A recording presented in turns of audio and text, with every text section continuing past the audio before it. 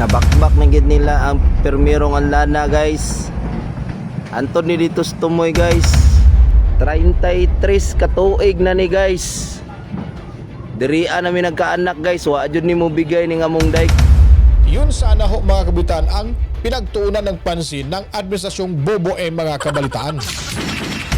Sa ako ang ma-remember, akong anak magid ang nag-ano-ani diri 2017 pa basta National Internal Revenue Code. Hindi po ako nag-practice ng sa bandang tax. Pero pinag-aralan ho natin yan sa college. We will object already to this line of questioning. It is totally immaterial. What is the question? Wait lang ho. In fact, Section 34B. Document is the best evidence, Your Honor. Yes, counsel. Let her proceed, counsel. Thank you, Your Honor. Dadagan ang Balita News Update. Alright, so ngayon po ay ating ipapakita na naman sa inyo itong ginawa hong kawalanghiyaan ng ating iilan dyan sa Department of Public Works and Highways. Kumbaga sa Bisaya pa, daghang project, why human mga kabalitaan. So ngayon po, itong kawalanghiyaan ho ng gobyernong Bobo dahil po itong ginawa ho nilang pagsira, pagbakbak ho ng DK dyan sa isa sa mga lugar sa Davao City. Na ayon po sa mga residente, napakatagal ng panahon hanggang ngayon ay hindi pa rin ho nasisira kahit ilang beses na niragasaan ho ito ng tubig baha mga kabalitaan. Ngayon pa lang ho ay sirang-sira na ho. Kasing sira na ho sa pagkatao at pagmumuka nitong si Bobo mga kabalitaan. Dahil sinira ho nila sa pamamagitan ng pagbabakbak. Dahil aayusin, kukumpunahin or ano bang gagawin nila mga kabalitaan. So gumasta na naman ho sila para may ibubulsang kickbacks mga kabalitaan. Galit na galit ho yung mga tao rito ha. Sa dami-rami hong dapat kumpunuhin na mga DK sa ating bansa at gagastusan ho para yung mga nakikita nating mga pagbaha, yun sana ho mga kabitan ang pinagtuunan ng pansin ng administrasyong Bobo mga kabalitaan.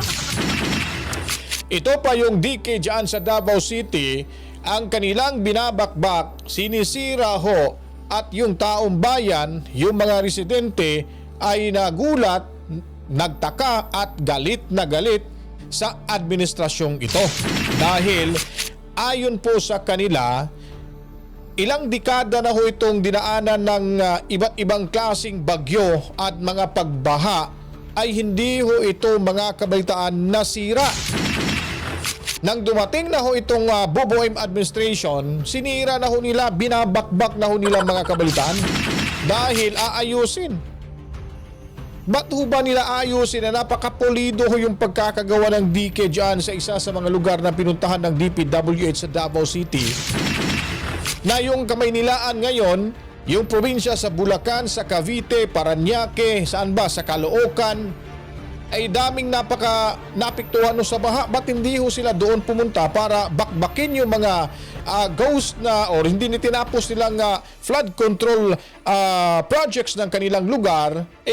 Bakit doon pa ho sa Davao City?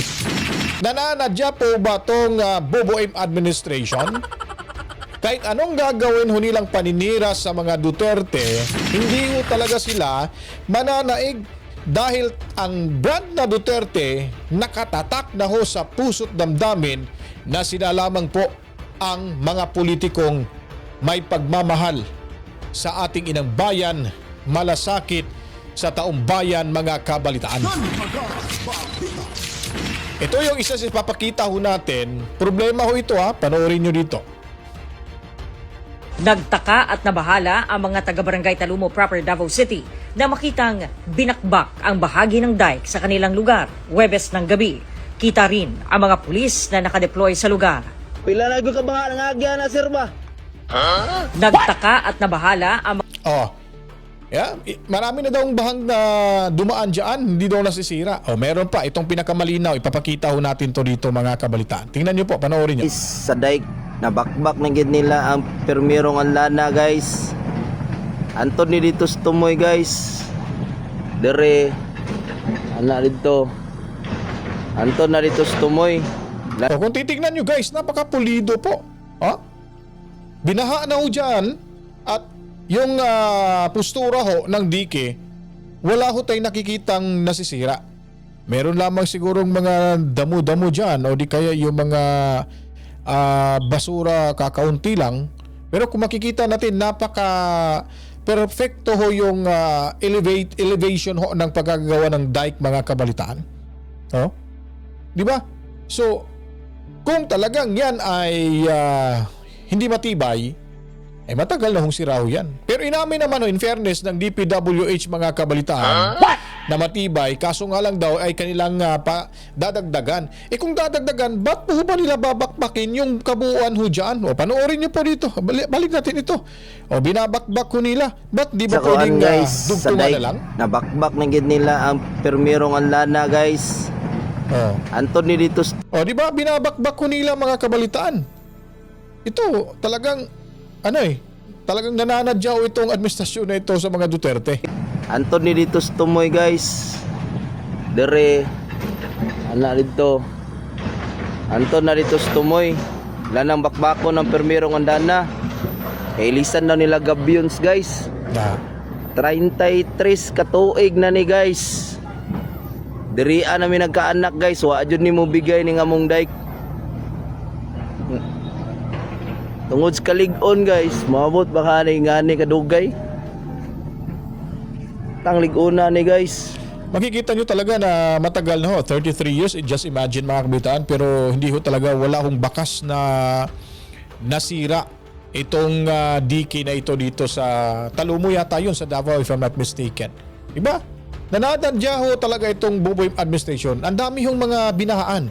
But dyan pa mismo sa Davao na hindi naman nakaranas ng pag-overflow ng tubig baha, ayun pa po hong sinira at binabakbak na nagrarason pa'y dudugtungan daw nila ito. Papahabain, patataasan itong dike. At napakaganda naman ho yung pagkakagawa, mga kabitan. Dapat inuna yung doon sa kabila, doon sa lugar ni, sino ba yun? Si Paulo Ortega na humihingi pa ng dagdag pundo. Bakit? Nakulangan ba siya sa maleta? Kailangan niya pang magdagdag ng pundo? O talagang umihingi siya na para ho ipakita sa taong bayan na kukumpunuhin nila yung mga diking hindi natatapos-tapos para sabihin na yung kanilang lugar ay may pulido or solid na pagkakagawang dike, mga kabalitaan. Pero yung naunang proyekto, wala na. Iwinaldas. Yun ang literal na naglulustay ng pera sa kaba ng ating gobyerno, mga kabalitaan. Di ba? So ito, balita sa 24 oras. Baka sabihin nyo, Boss Dan, para yatang matagal na yata yung problema yun. Ngayon yun lang pinakita. O ito, may balita yung 24 oras. Maayos pa at hindi sira, pero binakbak ang bahagi ng isang dike sa barangay Talomo proper sa Davao City. May paliwanag po dyan ng DPWH Region 11. Alamin sa pagtutok ni Jandy Esteban Okay, so in fairness, pakinggan natin yung rason ng DPWH, mga kabalitaan. ng GMA Regional TV. Nagtaka at nabahala ang mga taga-barangay. So nakapagtataka talaga, ba't gabi ho nila ito ginawa? Ba't hindi umaga, hapon, tanghali? Ba't gabi ho nila ito binakbak? Di ba? Nakapagtataka ho. Baka kung hindi siguro ito nalaman ng taong bayan ng mga taga dyan, tapos kinabukasan sasabihin nila, oy, nasira to sa pagbaha ngayon, mga kabalitaan. Ngayon, kaya nabisto nga na social media, ayun ang palusoto nila, mga kabalitaan, na dudugtungan di umano. Barangay Talumo proper, Davao City, na makitang binakbak ang bahagi ng dike sa kanilang lugar, Huwebes ng gabi. Kita rin ang mga pulis na nakadeploy sa lugar. Pila na ka baha ng agya na sir ba? Wagi na naguba. Pero nagihan lang nila, wala naguba na noon. Di ay problema semua, ang mua lang makita ba kung nabas lay permit. Nusaon nila mga tao nga maigo nila kay ilang sulti sa mua. Kutob daw gilid sa dike. Igo jud na tanan nya kana usaon mo ng mga tao karon na diya.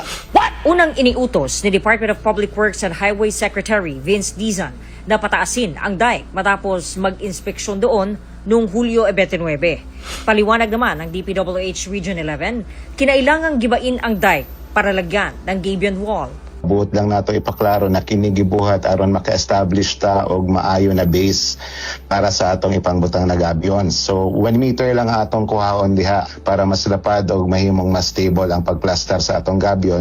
Bukod daw sa paglalagay ng mga gabyon, magsasagawa rin sila ng dredging sa ilog upang palalimin ang daluyan ng tubig para maiwasan ang panganib ng pagbaha. Okay. Mula sa GMA, Given na ho yan mga kabitaan, yung paggawa ho ng gabion wall, yung mag-dredging ho nila para mas lalong lumalim ho yung sapa dyan at para hindi masyadong agad-agad umaapaw yung tubig baha. Given na po ho yan, sabihin ho natin. But ngayon yun po yun ginawa dyan mga kabalitaan. Yun po yung tanong ho ng karamihan. Ba't hindi nyo muna inuna yung mga talagang literal na naapektuhan ho sa mga pagbaha dyan sa Luzon? Ba't hindi nyo po inuna sila na bigyan ng budget na sila doon ang nangangailangan ng tulong ng DPWH para agad-agad mapahupa na ho yung tubig baha na ilang araw na hong lubog ang mga ilang lugar dyan mga kabitaan, lalo na sa Caloocan, dyan mismo sa Pampanga, yung mga buhayang representante dyan sa Ilocos, sa Bulacan, Batangas at kung saan-saan pa ho mga kabalitaan. So ito ay may ibang kahulugan ho ito. Ha? Pero hindi na ho nyo makukuha yung tiwala ng taong bayan dyan sa Davao City. Kahit ano pang gagawin ninyo, wala na ho kayong mapapalaw dyan. Hindi kayo mananalo dyan, buboy, tandaan mo ho yan, itaga mo yan sa utak mong tuyong-tuyo na. Ha? Buboy. Tapos, inaangkin pa yung, ano nga ba yun? Yung pabahay ni Inday Sara sa mga Duterte na 2017 pa ho nag-apply itong mga benepisyo ho. Dahil ngayon lamang po natapos. So ibig sabihin, tinapos lang ho ng Buboy administration yung People's Bill mga kabalitaan. Pero inangkin ho nila. Itong si Awaw Castro may pakita-kita pang mga dokumento. Malamang na, malay mo. Ngayon nyo lang talaga inilabas yung dokumento, binago nyo para sabihin na nasa under ho ng Buboy administration yung pagkakagawa. Pero taong bayan na ho nagsasabi dyan sa Davao na 2017 pa lang ho sila nag-apply doon. Mayor pa yata si Inday Sara Duterte at presidente na ho itong si Tatay Digong Duterte. Saan ba ang Marcos dyan makikita ho natin mga kabalitaan? Pipila ka mga benepisyaryo sa Peoplesville sa Davao City nga pabahay program sa gobyerno ang miingon nga 2017 pa sila nagsugod og apply. Oh, di ba? 2017 pa ho sila nagsimulang mag-apply bago ho itinon over ho sa kanila itong pabahay ng Peoplesville dyan sa Davao City. Sa mong programa, sampang Malacañang gibarugan nga proyekto kini sa kasamtangang administrasyon. Ani ang report ni John D. Esteban.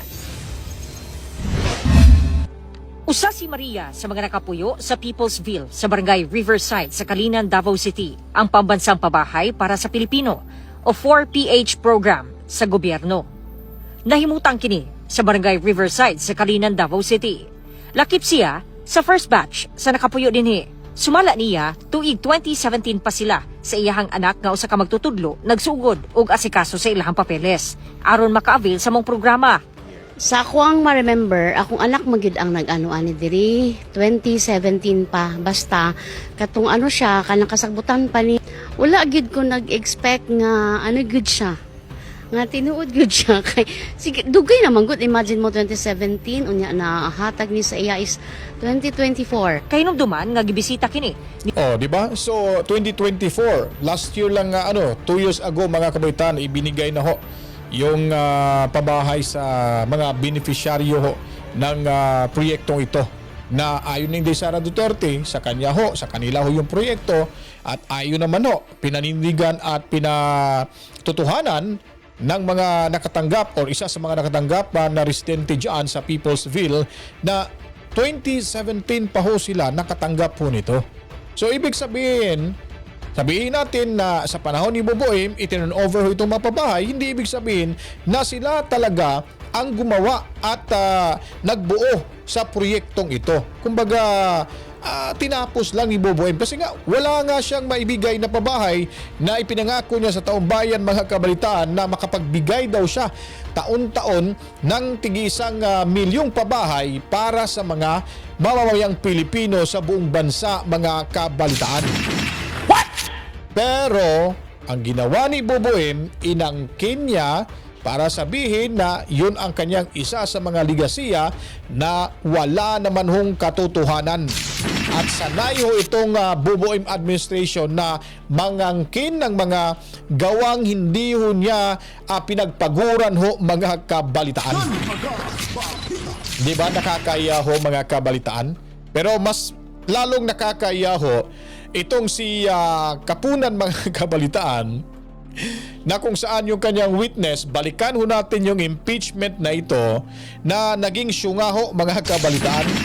At itong si Kapunan hindi kinaya ang talino sa isang maliit na bugadang si Attorney Christine Ferrer, mga kabalitaan, na kung saan bago niya ho ito binastos o pagkatapos niyang binastos dito na gusto niyang sampalin, gusto niyang lecturean, pero hindi niyo makikita dito. Baka sa susunod na mga vlog ho natin, papakita natin yung nangyari ho doon. Dito ho, hindi siya po nakapalag at hindi ho siya pinapaporma. Itong si Attorney Talunan, Attorney Kapunan, mga kabalitaan. Ito po, panoorin ho natin tong video ito. Okay, so familiar ho kayo sa tax code?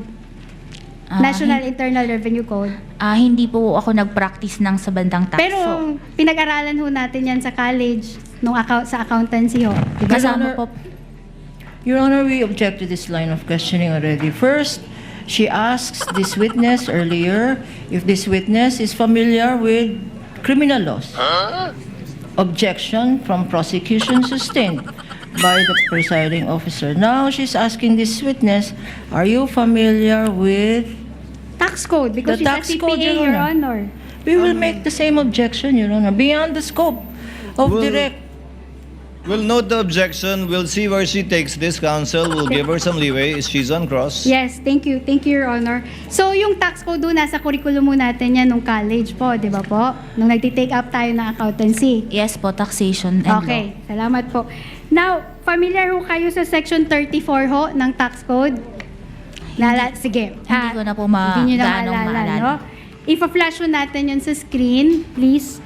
Section 34. Can counsel just proceed to the question, Your Honor? That's it.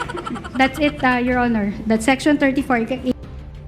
Diba itong si Kapunan talagang hot na hot, mga kabalitaan. Nananakit na siguro yung tuhod nito. Baka may arthritis to, mga kabalitaan. Baka may arthritis tong matandang to. Kasi talagang tinuturuan niya pa eh. Itong si Attorney Ferrer, kung paano mag-cross-examine, mga kabalitaan, minamadali niya, maghintay ka. May turno ka naman eh, may oras ka naman. At huwag mong diktahan itong abogadang to dahil abogada rin ho ito. Parehas kayo.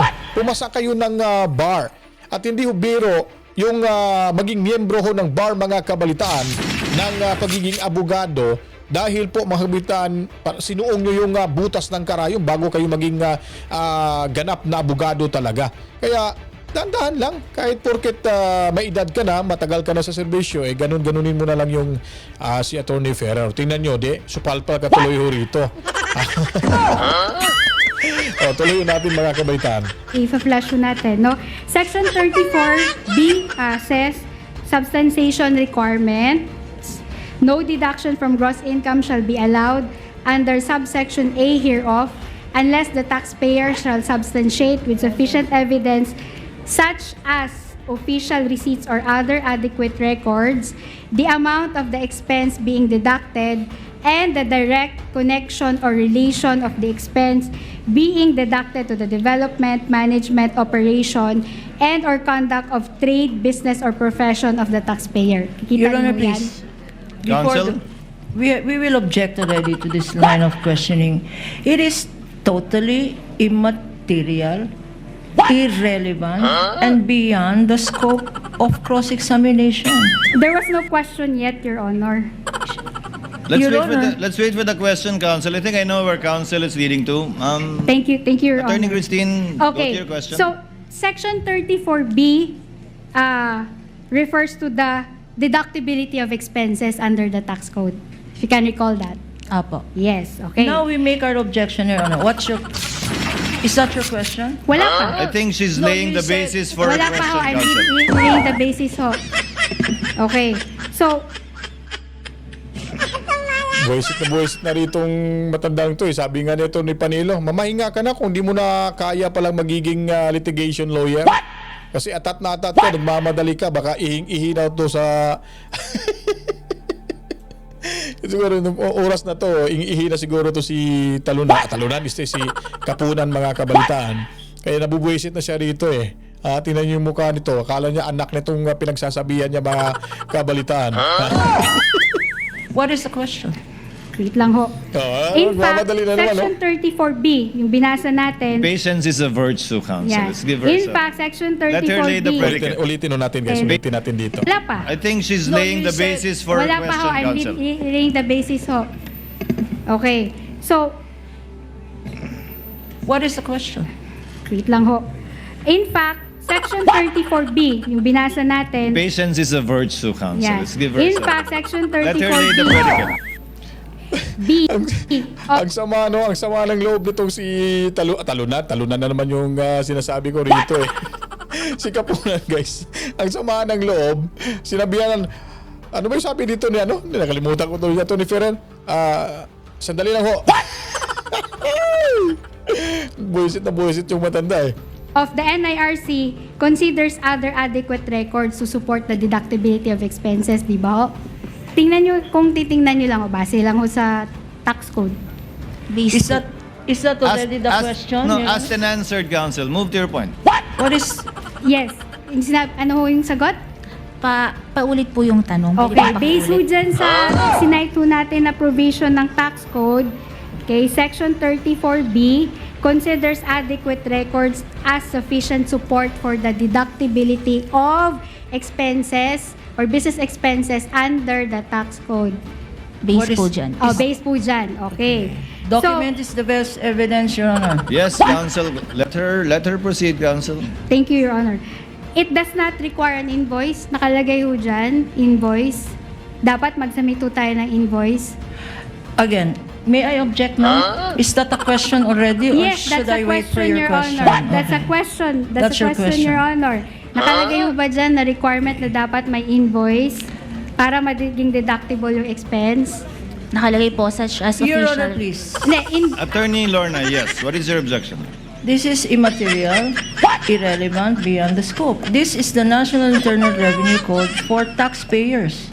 What is relevant here is the payment of taxes, what is allowed as deductions, what are documents allowed to substantiate findings here. It refers to gross income, Your Honor. What has gross income have to do with confidential funds of the Office of the Vice President and the DepEd, Your Honor? Since it's 11:55, let the presiding officer go to the point. I think Attorney Christine is going towards.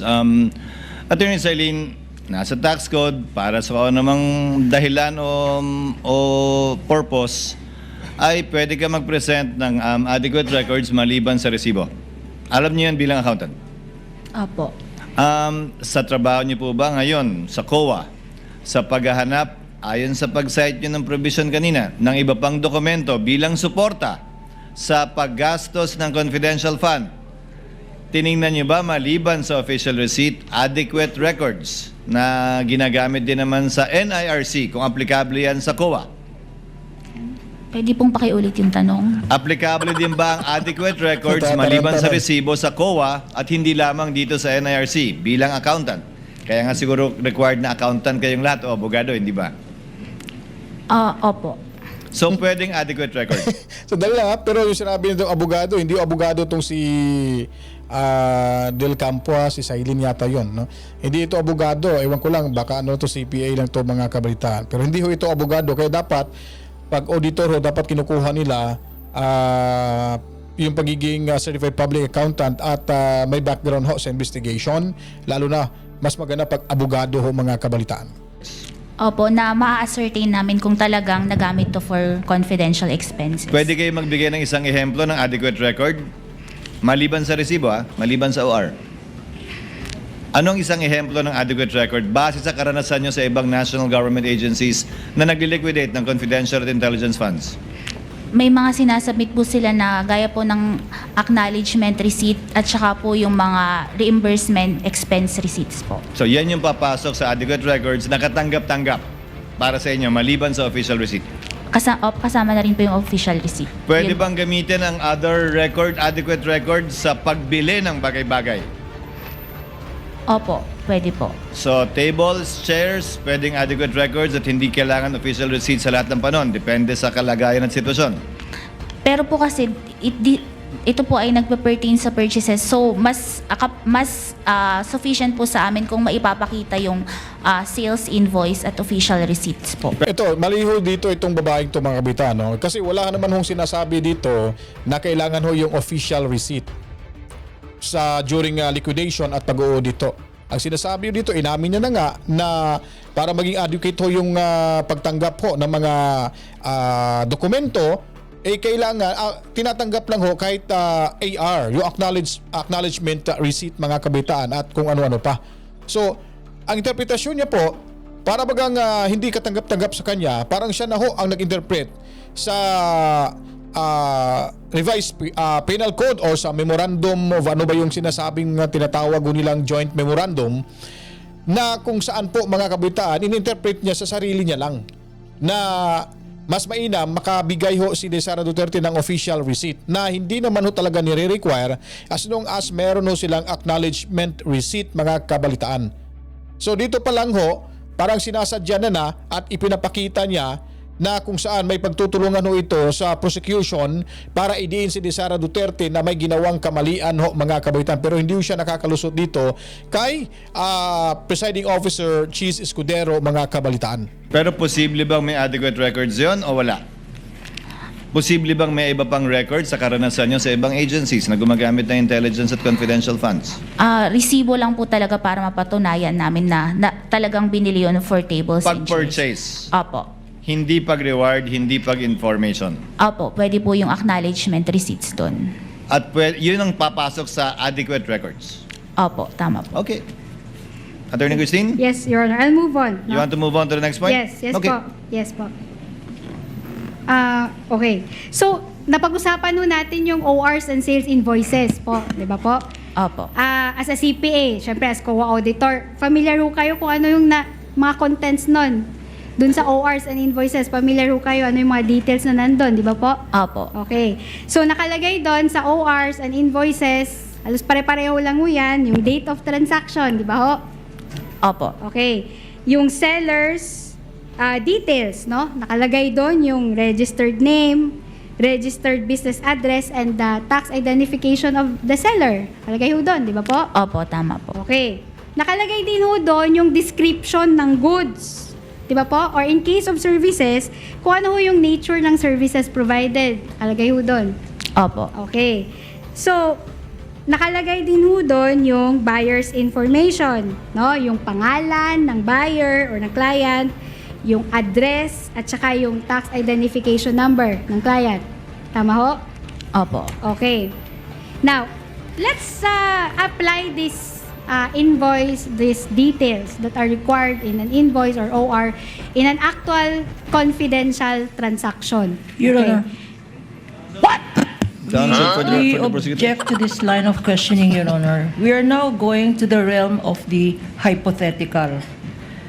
No. She has presented a hypothetical OR. What?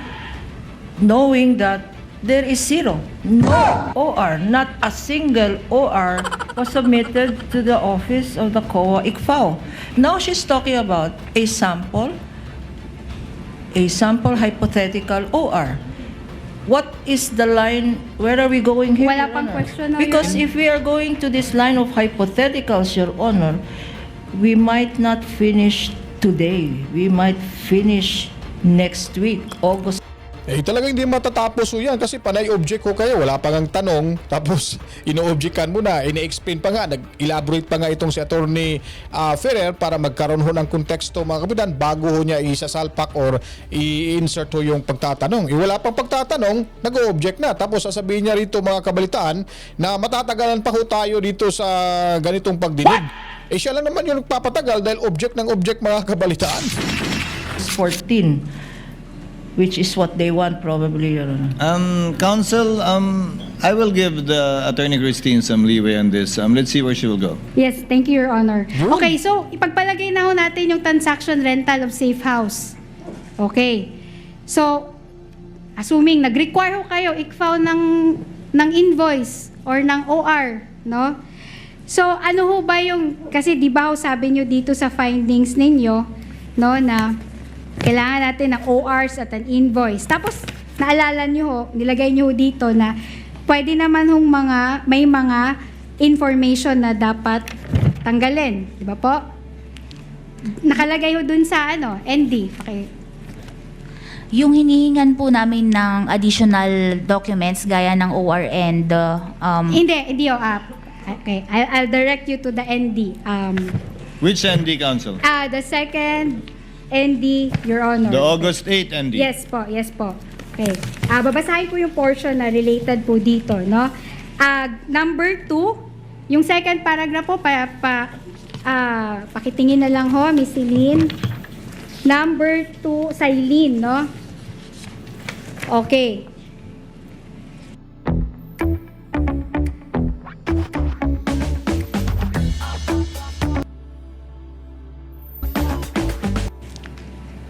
Yung though, itong under item number 2, okay. Yung sa second paragraph, di ba may table doon? Apo. Okay, nasusundan nyo yung though this office, paki-reflect na lang ho sa taas, no? Sa overhead, no? Though this office recognizes, nakikita nyo ba ho yan? Opo. Okay. That by the very nature of the CF where identities of the of those involved, that is the informants for whom the supplies were used, na nasusundan nyo, owners of safe houses or owners of rented vehicles used for confidential activities, and the details which can be disclosed evidencing validity should be submitted to warrant reasonable and adequate substantiation. Okay? Sorry. Let's go back now. Those involved, that is the informants, okay? Ulit, sorry. Though this office recognizes that by the very nature of the CF, where identities of those involved, that is the informants for whom supplies were used, owners of safe houses or owners of rented vehicles used for confidential activities, and the very details of the confidential activities are to be reasonably safeguarded. Nakikita niyo ba ho yan? Opo. Oo. Reasonably safeguarded. Other details, sinabi niyo dito, other details which can be disclosed evidencing the validity should be submitted to warrant reasonable and adequate substantiation of the claimed confidential expenses in relation to item 4.12 of the joint circular. Your Honor, please. I have not yet propounded my question, Your There's Honor. no question yet, Counsel. No, Your Honor, this does not relate to the question. This relates to the document being flashed. The question is, I'm laying this is not an August 8 ND. I was saying, Your Honor, this was the second ND. Sorry, this is the... Is that the one being flashed? Second ND. This is the March 31. So it is Yes, not. it's the March 31, Your Honor. But the witness... So it is misleading, Your Honor. She said August 8 ND. No, I said second ND. I did not Attorney say August. Silene, are you referring to the March... Yes, Your 31, Honor. I'm referring to 2026? the March 31, 2026 ND. Yes po, yun sa ND dated March 31, So 2026. she knows what she was looking at, Counsel? Yes, It was the presiding officer's mistake when I referred to it as August 8. Yes, thank you, Your Honor. So, nakalagay ho dyan, no? Okay. So, balik ho tayo dun sa requirement ng invoice at OR, no? Assuming nga, yun, rent of safe house ho yun, no? So, base dun sa mga items or sa mga information na sinabi niyo ho kanina, Ano ho ba yung pwedeng tanggalin natin doon sa invoice? Yung Hindi, tatanungin ho kita. Isa-isahin ko to, no? Ano yung pwedeng tatanggalin ho natin doon sa invoice? Okay. Lessor's registered name. Example, ABC Apartments. Halimbawa kasi, kailangan namin mag-submit ng invoice, no? Your Honor, Submit kami ng invoice. Wait lang ho, Your Honor. Kindly hindi pa finish your ako- question, Counsel. O, mag-submit ho kami ng invoice. Sabi niyo ho, you recognize that there are information that are sensitive. Tama ho ba? So, pag nag-submit ho kami ng invoice involving as rental of a safe house, ano ho ba yung pwede naming tanggalin? Okay. Lessor's registered name, ABC Apartments, kunyari, pwedeng tanggalin? pwede po bang may Now, ika-clarify lang answer, po ako? Attorney Silene, before you answer, yes, Attorney Kapunan, you were saying Your something? Honor, this line of questioning already is, number 1, argumentative, number 2, hypothetical, Your Honor. No, Ay, nako. It's based This on the witness it's based has on the ND. testified. And I think some members of the court would also like to find out what is acceptable and what is not, given the confidential nature of this. I think even one of the senator judges will be pursuing this point later, so it might abbreviate the proceedings if you are able to answer now. Ano yung Submit, Your katanggap-tanggap na laman ng invoice, Silene? Kung dapat itago na confidential ang ibang mga... Wala na guys, wala na. Galit na itong si Kapunan, mga kabaitan. Anyways, hanggang dito lang tayo kasi sobrang haba pa ho ito. At least pinapakita lang natin sa inyo mga kabalitan na itong si Attorney Talunan, Kapunan, mga kabalitaan, ay wala ho talagang luna, ika nga sa Bisaya pa. Hindi pinapapurma ho ni Attorney Ferrer dito dahil nga po ay atat na ho itong gusto niya nang magtanong na itong si Ferrer na tila bagang may kinakatakutan ho itong hinihintay or baka may makitang butas o itong si Ferrer, kaya medyo dinidistract niya ho mga kabitan ni Kapunan si Attorney Ferrer, mga kabalitaan. Ngayon, nung nag-liquidate na ho si Sara, sinubukan na ho nilang i-audit at alam naman ho natin na itong pag-audit na ito ay may pagkukumpas. Sinasakyan ho ng mga masasamang espiritu dyan sa House of Retaliation, mga kabalitaan. So, ang mali lang ho dito ng COA Auditor, okay pa itong si Attorney Wamil, si COA Auditor Wamil ay isang abogado. Ito ho ay hindi ho ito abogado, mga kabalitaan. Certified Public Accountant malamang. So, ang mali niya hong nagawa dito, lumaktaw ho siya. Instead niya, bibigyan niya pa muna ng notice of suspension, mga kabalitaan.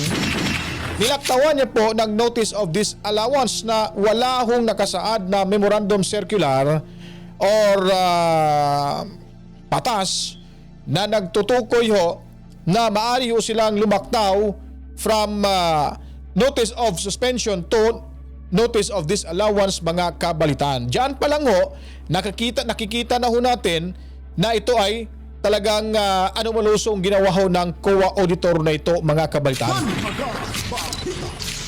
At itong mga buhayang masasamang espiritu dyan sa House of Retaliation, mga kabalitaan, sa sobrang pagmamadali, nagiging tanga at bobo ho yung mga animal. Dahil hindi ho nila ito nakita o baka hindi lang talaga alam nila kung anong proseso ho ng pag-liquidate ho, mga kabalitaan. Kasi para sa kaalaman ng lahat, pag nag-liquidate ho yung COA, ang una po yung audit observation memorandum. Pangalawa po, tapos magbigay ho ng mga dokumento si Sara, pero pag medyo may kakulangan pa, hindi pa sapat at kulang sa tingin nila, magpapadala ho yan ng notice of suspension. Yun po yung pangalawa. Yung pangatlo po, mga kabitan, yun na po yung notice of disallowance. Ang problema lang, walang sagot si Sara Duterte sa notice of suspension dahil lumaktaw na ho sila sa notice of disallowance na hindi ho nila napapakinggan kung ano po yung side ng Office of the Vice President. Na ito po ay maaari pa ho nila itong iapila ho sa pinakamataas na hukuman na hindi pa ho pinal yung magiging desisyon ho dito ng COA at hindi ho nila ito maaring tapusin yung investigasyon dahil meron pa ho itong chance ang mag-apila kung meron pa talagang kakulangang ebidensya o dokumento itong si Sara Duterte na hindi nila naibigay, na hindi nila ibigay ng Office of the Vice President na kanila pong hinihingi mga kabalitaan. Diyan pala sa prosesong yan, mali na ho. Mag-isip na ho tayo na ito ay talagang sadyang yung impeachment nito ay talagang gusto lang ho nila talagang palisin si Sara Duterte para hindi na ho makatakbo sa darating na 2028 presidential election, mga kabalitaan. Maraming salamat po. Kita-kits tayo sa ating pagbabalik. Pag nagustuhan niyo po yung video ito, share niyo po, follow, like, and share sa Facebook. And then of course, mga kabalitaan, huwag kalimutan pindutin ang notification bell at subscribe na rin ho kayo, mga kabalitaan. Dahil ang danagan balita, mo komentaryo, bulati ko. So God be the glory, mo watch YouTube. Peace out.